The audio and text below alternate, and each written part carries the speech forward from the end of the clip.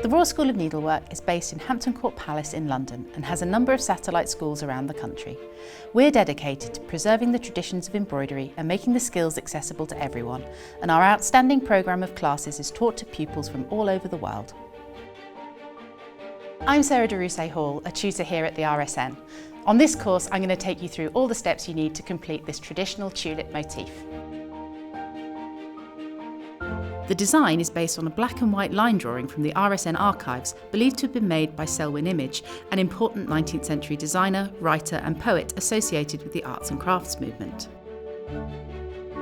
As we work up this design together using the exclusive kit of materials, you'll discover some important hand embroidery stitches and techniques, including fishbone stitch, closed and open fly stitch, seeding, stem stitch, chain stitch and whipped chain stitch, and French knots. I'll also share my expert tips and techniques along the way. So enrol today and start your embroidery journey with the RSN.